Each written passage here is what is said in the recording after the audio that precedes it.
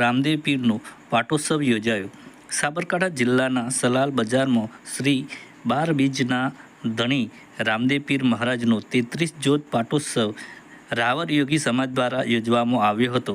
સંતોનું સામયું, જ્યોત પ્રાગટ્ય, ભજન સંધ્યા કરવામાં આવી હતી। MTV news Prantij.